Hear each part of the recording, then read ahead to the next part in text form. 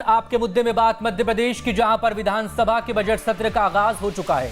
सत्र के पहले दिन स्पीकर पद का चुनाव हुआ, जिसमें बीजेपी के गिरीश गौतम निर्विरोध चुने गए हैं, जबकि कांग्रेस ने परंपराओं का हवाला देते हुए अपने उम्मीदवार को खड़ा नहीं किया। तो चर्चा आज इसी मसले पर कि स्पीकर के चुनाव में कांग्रेस के कदम पीछे खींचने के आखिर सियासी मायने क्या है। चुनाव में उतरने से कांग्रेस पर क्या विंध्य के विरोध का आरोप लगता? क्या सदन में नंबर को देखते हुए कांग्रेस ने यू टर्न ले लिया?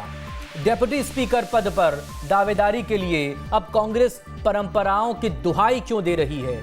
और पिछली सरकार में कांग्रेस ने कौन सी परंपरा का पालन करते हुए अपना ही उपाध्यक्ष बनाया था? तमाम सवालों के जवाब तलाशने की कोशिश होगी खास मेहमानों के जरिए। इस वक्त हमारे साथ जुड़ गए वरिष्ठ पत्रकार, राजनीतिक विश्लेषक शिव अनुराग पटेरिया जी। बीजेपी की तरफ से सीनियर नेता हैं गोविंद मालू जी, कांग्रेस की तरफ से डॉक्टर अमीनुल खान सूरी साहब। बहुत स्वागत है आप तीनों लोगों का। आगे आपसे बात करेंगे, प्लीज बने रहिएगा, लेकिन पहले ये रिपोर्ट। मध्य प्रदेश विधानसभा के बजट सत्र का सोमवार को आगाज हुआ। सत्र के पहले दिन विंध्य क्षेत्र से गिरीश गौतम को निर्विरोध विधानसभा का अध्यक्ष चुन लिया गया। हालांकि कांग्रेस ने पहले जहां अपना उम्मीदवार खड़ा करने के संकेत दिए थे, तो वहीं सत्र से ऐन पहले कांग्रेस ने शिष्टाचार का हवाला देते हुए अध्यक्ष पद के लिए उम्मीदवार खड़ा करने से मना कर दिया। इसके साथ ही पूर्व सीएम कमलनाथ ने बीजेपी को परंपराओं का पाठ भी पढ़ाया। मुझे इस बात का दुख है कि पिछले अध्यक्ष के चुनाव में परंपरा के विपरीत भारतीय जनता पार्टी ने उम्मीदवार खड़ा किया था।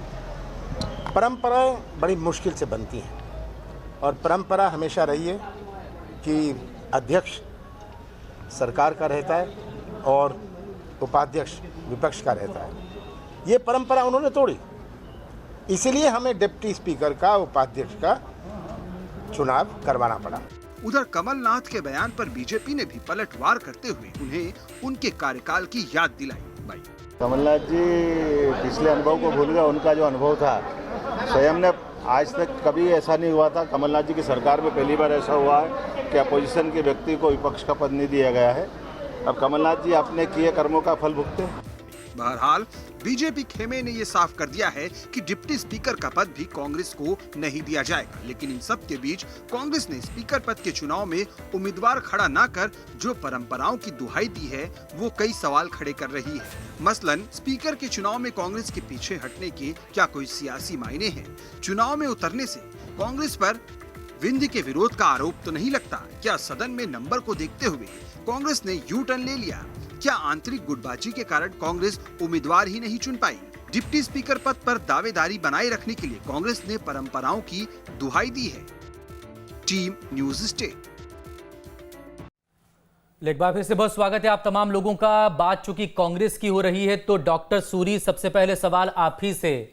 ये परंपराओं का हवाला दिया जा रहा है या फिर नंबर गेम नहीं थे इसलिए कदम वापसी लेने पड़े? और राजनीतिक नुकसान भी हो सकता था अगर उम्मीदवार का विरोध करते, मतलब विंध्य का विरोध करते।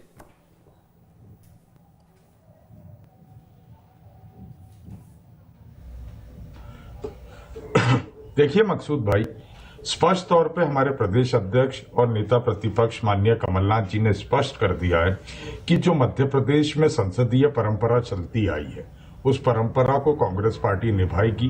कांग्रेस पार्टी ने 2003 में भी, जब भारतीय जनता पार्टी सत्ता में आई, ईश्वरदास रोहानी विधानसभा के अध्यक्ष बने, तब भी अपना उम्मीदवार नहीं दिया।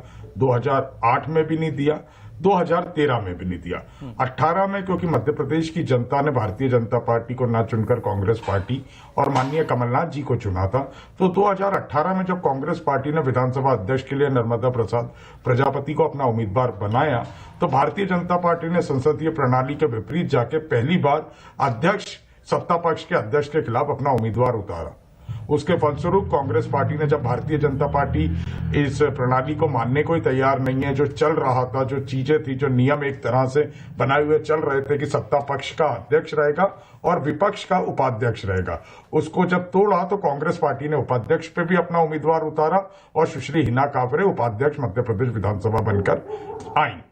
अब क्योंकि जब हम पहले से ही तय कि हम इस नियम को निभाते आए हैं, इस अध्यक्ष नहीं जाएंगे और हमने हमारा कर्तव्य निभाया है। अब भारतीय जनता पार्टी जो मध्य प्रदेश में अभी सत्तासीन है, उनको देखना है कि वो प्रणाली को निभाना चाहेंगे या जिस तरह से उन्होंने पिछली बार भी संसदीय प्रणाली का विरोध करके अध्यक्ष पे अपना उम्मीदवार उतारा था, इस बार उपाध्यक्ष पे भी उम्मीदवार देगी। तो कांग्रेस के विधायक दल की बैठक के बाद माननीय प्रदेश अध्यक्ष और सीएलपी लीडर कमलनाथ जी फैसला लेंगे, कांग्रेस उपाध्यक्ष का उम्मीदवार उतारेगी या नहीं उतारेगी। क्या इतना ही आसान होता?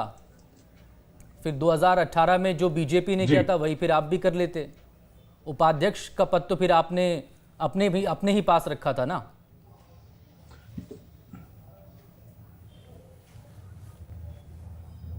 देखिए, जो भारतीय जनता पार्टी करती है वैसा कांग्रेस पार्टी कतई नहीं करती है। कांग्रेस पार्टी लोकतंत्र और संसदीय प्रणाली में दोनों में अति विश्वास रखती है और 70 साल तक उस विश्वास को कायम रखा और आगे भी कांग्रेस पार्टी का संविधान और संसदीय प्रणाली में दोनों पर विश्वास रहेगा। जो परंपराएं संसदीय प्रणाली में चलती आई है उनको निर्वहन करने का काम कांग्रेस पार्टी हमेशा करती आई और आगे भी करती रहेगी। ये भारतीय जनता पार्टी को देखना है कि वो किस तरह से इस प्रणाली को बरकरार रखने का काम करती है या जैसे तार लोकतंत्र और संसदीय प्रणाली को करने में भारतीय जनता पार्टी चाहे केंद्र में हो या राज्य में हो लगी हुई है, वैसे ही तार करने का काम करती है। तो कांग्रेस पार्टी हमेशा भारतीय जनता पार्टी के खिलाफ एक मजबूती के साथ खड़ी दिखेगी। शायर से बहुत माफी के साथ बेवफा को बावफा से बदल देते हैं। कुछ तो मजबूरियां रही होंगी गोविंद मालू साहब, यूं ही कोई बावफा नहीं होता। तो कांग्रेस की इस बावफाई के पीछे कौन सी ऐसी मजबूरी छिपी थी? या तो अंक गणित, या तो नंबर फेवर में नहीं थे, या फिर विंध्य का विरोध करते तो पॉलिटिकल मैसेज उसकी वजह से गलत जाता। कुल मिलाकर चलें, आपको बधाई, आपको विधानसभा अध्यक्ष चुने गए हैं गौतम साहब।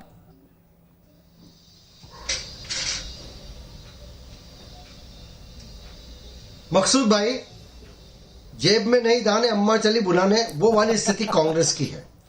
परंपराओं को बनाना तो दूर, जो संवैधानिक मर्यादाएं हैं उनको तोड़ने का काम आजादी के बाद से आज तक कांग्रेस करती रही।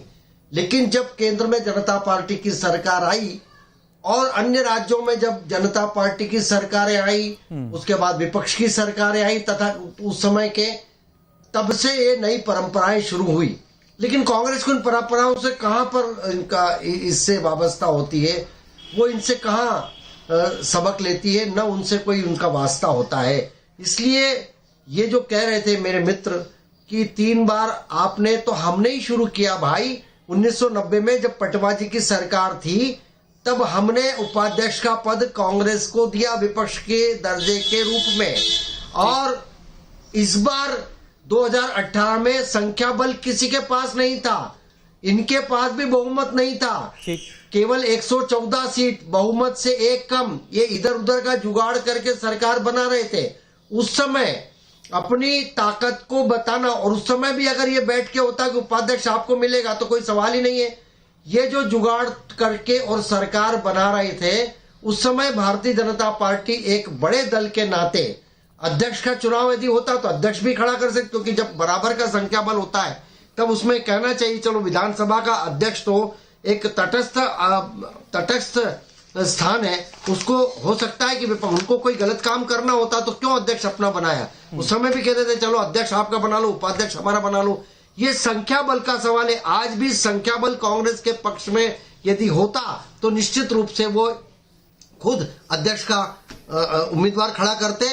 356 में लगाकर कितनी सारे अनुच्छेद 356 के तहत कितनी सरकारें गिराई, बहुमत न होने के बाद कितनी सरकारों को इन्होंने शपथ दिलाई। जगदम्बिका पाल हो, चाहे वो रमेश भंडारी का राज्यपाल जब थे उत्तर प्रदेश का, बूटा सिंह जब राज्यपाल थे बिहार के, तब का किस्सा मालूम है।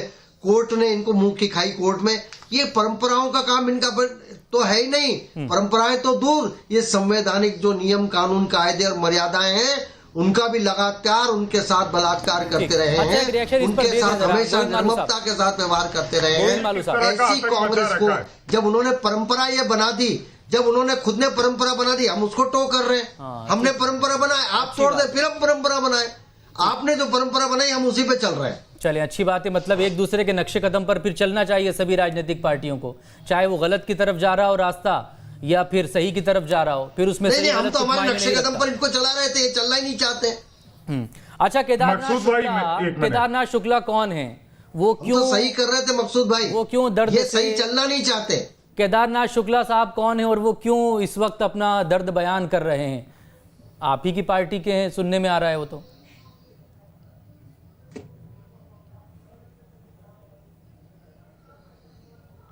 क्या दर्द बयान कर रहे हैं? वो कह रहे हैं कि बीजेपी को पहला विधायक सीधी ने दिया, लेकिन पार्टी सीधी को तरजीह नहीं दे रही है।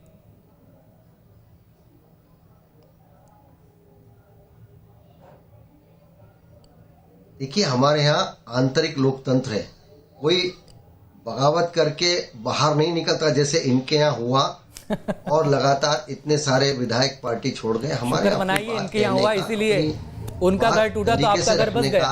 एक तरीका है, पटेरिया जी से बात करने आ रहा हूं मैं, और वो अपनी बात कहने के लिए स्वतंत्र बहुत है। अच्छी बात ये आंतरिक लोकतंत्र जो है ना, इंटरनल डेमोक्रेसी, हम इंदौर के लिए कहते शब्द हैं है कि हमें, पटेरिया जी बेहतर इस पर गौर हम भी हमारी बात कहते हैं कि इंदौर को नहीं मिला मंत्री पद, हम तो आपको। पटेरिया जी, बीजेपी का विधानसभा अध्यक्ष का चुना जाना और उसके बाद अब उपाध्यक्ष पद को लेकर हो रही बयानबाजी, आगे जो भी हो उस पर नजरें तो रखेंगे आप भी हम भी, लेकिन इन सब के बीच शुक्ला साहब का दर्द क्यों बाहर आया, ज़रा इस पर भी बताइए। क्या बीजेपी के लिए अब बहुत आसान हो गई ये चीज़ें या फिर अब और ज़्यादा मुश्किल होंगी?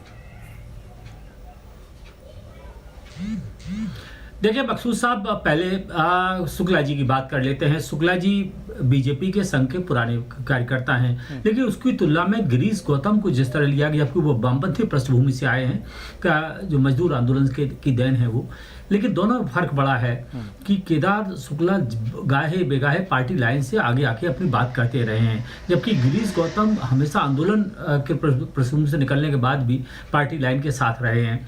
दूसरा, रीवा में एक नया शक्ति केंद्र भारतीय जनता पार्टी को खड़ा करना था। रीवा में अभी जो शक्ति केंद्र है वो राजेंद्र प्रसाद शुक्ला हैं, वो मुख्यमंत्री शिवराज सिंह चौहान के बड़े करीबी माने जाते हैं और मुख्यमंत्री जी ने उनका नाम भी रखा था।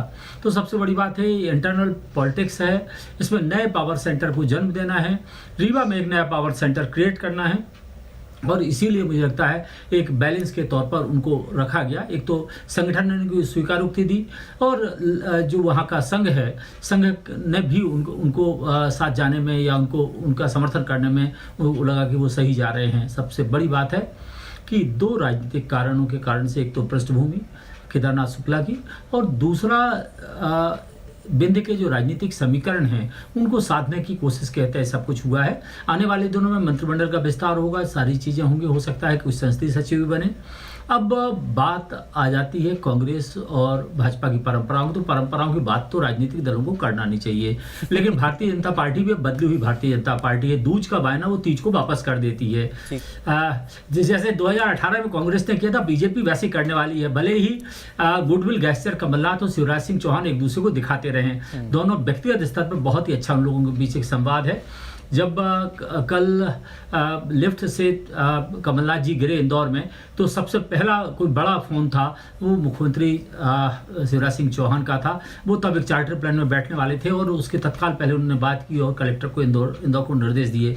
तो पर्सनल कम्युनिकेशन एक अलग बात है, व्यक्तिगत एक्वेंस अलग चीज़ है, लेकिन बदली हुई भाजपा है। भाजपा वही करेगी जो कांग्रेस ने किया है और उसी तरह से बदला लेगी। कांग्रेस ने ही सिखाया सारी चीज़ें, मुझे लगता है, जैसे कुछ, लेकिन बीजेपी से कांग्रेस बहुत कुछ नहीं सीख पाई है। तो वो बिल्कुल जैसे कोई तैसा, और उपाध्यक्ष मेरी जो सूचना है, उपाध्यक्ष भारतीय जनता पार्टी छोड़ने के लिए तैयार नहीं है। कल कोई परिवर्तन हो जाए अलग बात है, लेकिन आज तक की स्थिति में भारतीय जनता पार्टी उपाध्यक्ष के पर भी काबिज रहना चाहती है, बताना चाहती है कि देखिए आपने जो किया था, हम उसका प्रतिफल दे रहे हैं, उसका प्रतिकार आपको दे रहे हैं। एक और सवाल का जवाब दे दें।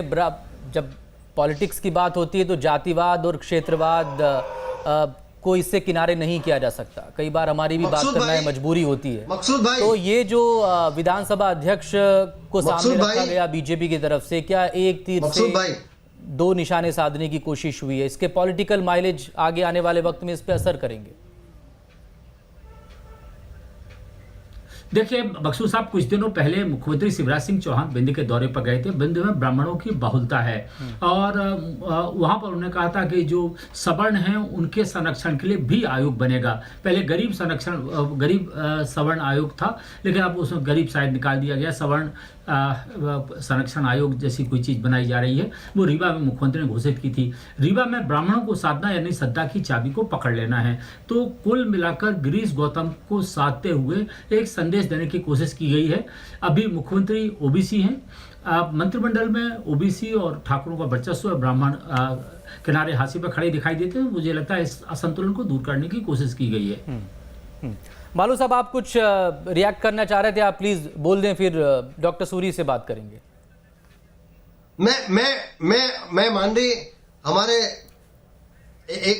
परम मित्र और राजनीति में बहुत लंबे समय तक राजनीति की के बारे में विश्लेषण करने वाले और उसकी पैनी नजर रखने वाले पटेरिया जी से मैं कहूंगा कि ये परंपरा आपको याद होगा, ये परंपरा तो भारतीय जनता पार्टी ने 1990 में, आपको भी याद होगा, पटवा जी ने स्थापित की। उसके पहले तो कन्हैयालाल यादव, प्यारेलाल कंवर उपाध्यक्ष हुआ करते थे आखिरी में।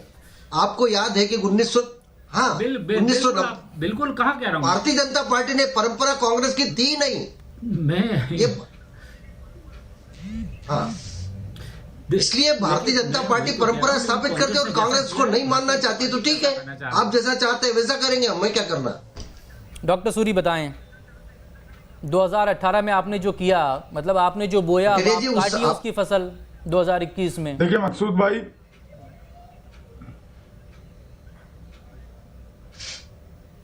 देखिए भारतीय जनता पार्टी को तय करना है। गोविंद मालू जी ने बहुत सारी बातें कही, उनको 3 बातों का मैं जवाब देना चाहूंगा। प्लीज।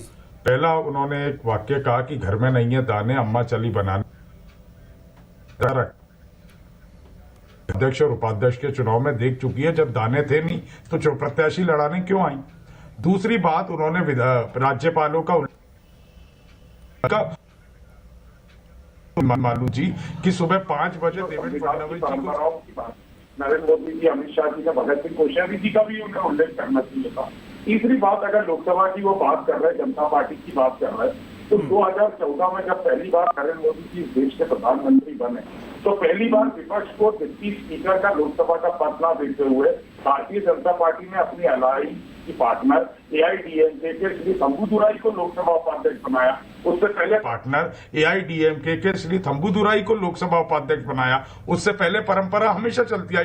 तो परंपरा तोड़ना और जो अपने को अच्छा लगे वैसा चुन लेना, ये काम भारतीय जनता पार्टी का बहुत अच्छा है। जब जब बोले कि ये परंपरा हमने बनाई तो तोड़ी भी तो आपने। अगर पटवा जी ने बनाई 2018 में, आपने लोक सत्ताधारी दल के खिलाफ विधानसभा अध्यक्ष का प्रत्याशी उतार के तोड़ने का भी काम आपने किया। लेकिन मालू जी तो कह रहे हैं आज भी कायम है, क्लियर मेजॉरिटी नहीं थी। अब आपके ऊपर है, आप बनाओ। आपके पास 114 विधायक थे, आपने निर्दलीय का समर्थन लिया था। किसने प्रत्याशी उतारा नर्मदा मेजॉरिटी आपके पास कहां थी? नर्मदा प्रसाद प्रजापति के खिलाफ भारतीय जनता पार्टी जैसे सरकार बनाई, प्रत्याशी उतारने का काम किसने किया? किसने परंपरा तोड़ने का काम किया? किसने लोकसभा में डिप्टी स्पीकर का पद थम्बीदुराई जी को दिया, न कि विपक्ष की पार्टी कांग्रेस पार्टी को दिया? ये जब से भारतीय जनता पार्टी, पटवा जी, अटल जी और आडवाणी जी की अलग थी, जब से अमित शाह जी और नरेंद्र मोदी जी की हुई है, सारी परंपराओं को तोड़ने की यहाँ पे प्रतिस्पर्धा का खेल चालू हो गया। जैसे कांग्रेस है ऐसे एआईएडीएमके है, जैसे समाजवादी पार्टी है, 2014 में। तो यूपीए का है ना जानकारी का अभाव है, आपकी जानकारी का अभाव है। तमिलनाडु में आप मिलकर 2014 में चुनाव लड़े थे। तमिलनाडु में आप मिलकर चुनाव लड़े थे 2014 में। अभी नहीं, मैं 2014 की बात कर रहा हूँ, जब आपने परंपरा तोड़ी। माननीय प्रवक्ता महोदय, जानकारी रखिए, 2014 में जब चुनाव हुआ था तो एनडीए का घटक दल था। आपने तमिलनाडु में वहां पर भी बीजेपी एआईएडीएमके के साथ चुनाव लड़ेगी। दल को डिप्टी स्पीकर का पद देने का काम किया। आज नहीं है, आप तो सहयोगी दल बर्तनों और कपड़ों की तरह बदलते हैं। अकाली दल आपके साथ इतने सालों से था, आपको छोड़ के आज चला गया। आप तो इस्तेमाल करते हैं। कल तक शिवसेना के साथ थे और फिर शिवसेना को ही खत्म करने का काम आपने किया। नहीं बना ना, कोई समर्थन करता है, कोई विरोध में आता है। शिवसेना विपक्ष में, अकाली दल विपक्ष में, तो माननीय मित्र भारतीय जनता पार्टी में शामिल थोड़े हो गए। विपक्ष में तो रहेंगे ना, यूपीए में नहीं गए। बिल्कुल। यूपीए में 2014 में आपने मिलकर चुनाव लड़ा था और संसदीय परंपरा तोड़ने का काम नरेंद्र मोदी जी ने किया था। सबसे पहले अपनी स्थिति तो देख ले, सबसे पहले तोड़ने का काम नरेंद्र मोदी जी ने किया था। तो देख ले लोकसभा में, आपसे तो ममता बनर्जी की पार्टी अच्छी है। आपको आईना दिखा रहे हैं, देश का प्रतिनिधित्व करने वाली कांग्रेस के पास आपको आईना दिखा दिया कि किस किस ने ममता बनर्जी के पास कितनी है, कांग्रेस ने तो अध्यक्ष का भी उतारा। आप सत्ताधारी दल है, जब जिसको अध्यक्ष मौका का मिलता हमेशा है ना, कुछ विधानसभा तोड़ने का अध्यक्ष तो परंपराएं तो आपने लगातार हमने तो संकेत के रूप में भी अपना अध्यक्ष का प्रत्याशी नहीं उतारा। सरकार आप गिरा देते हैं। आजादी के बाद सबसे पहला तोहफा आपने ये दिया है लोकतंत्र की मर्यादा की बात। तो अगर गोवा से शुरू करूंगा, कर्नाटक पे आऊंगा, मध्य प्रदेश जीता जागता उदाहरण है। अरे आज और अभी जनता के सामने सरकार गिराकर आपने किया है, तार विपक्ष को करने तो का आपने जो काम रोका है। आप भारतीय लोगों ने जनता पार्टी जनता नरेंद्र समझ गई मोदी जी है। और अमित शाह जी कर रहे हैं, वो जनता बहुत अच्छे से देख रही है कि अरे आप भी कुछ देखिए ना, मगर जिस तरह हिंदुस्तान के तब तक जनता ही देखती रहेगी। भूल भारतीय गए जनता पार्टी नरेंद्र मोदी और अमित शाह आपके बड़े नेता गए, सरकार नहीं बचा पाए वहां पर। अटल जी ज्ञान में है। पूर्व राष्ट्रीय अध्यक्ष सरकार रहे थे, हारी, इस्तीफा बीजेपी देके सरकार बाहर नहीं आ गए। बची आपकी। खैर फाइनल कमेंट लेंगे तेरह दिन शिवराज सरकार पटेरिया जी चलाई, खरीद का। फरोख्त नहीं पटेरिया की। जी आपने देखिए सब तो एक दूसरे के ऊपर खरीद आरोप फरोख्त लगा रहे हैं करके परंपराएं सरकार बनाई। तोड़ने का। आप बहुत अच्छी बात कहते हैं कि इस सिरे से उस सिरे तक सब शरीके जुर्म हैं। फाइनल कमेंट आपका। देखिए, मुझे लगता है कि सबसे बड़ी बात है राजनीति और राजनेताओं से कोई आदर्श बात की व्याख्या करना और उनसे अपेक्षा करना दोनों निरर्थक हो चला है। अगर कांग्रेस ने अपने शासनकाल में 100 से ज़्यादा राज्य सरकारों को बर्खास्त किया या उन्हें हटाया, तो उसी तरह भारतीय जनता पार्टी के शासन में भी लगातार ये सारी चीज़ें होती रही हैं। तो मुझे लगता है राजनीति में आदर्श की बात अगर हम करते हैं तो कम से कम मुझे लगता है कि सूरज को रोशनी दिखाने जैसी बातें करते हैं और हमें इस पर भरोसा नहीं करना चाहिए। बस ये अपेक्षा करना चाहिए कि थोड़ा बहुत तो कम से कम ठीक ठाक चीज़ें चलती रहें। तो अब सब ये सिर्फ किताबों में ही हम पढ़ेंगे और कहीं कुछ ज़रूरत पड़ी तो लिख भी दिया जाएगा, लेकिन अगर उसे ज़मीन पर उतारना होगा, जिसे कहते हैं प्रैक्टिस, तो प्रैक्टिस जो पॉलिटिकल पार्टीज हैं वो इसको अपने हिसाब से क्या करेंगे। सिलेक्टिव पॉलिटिक्स क्या लगे।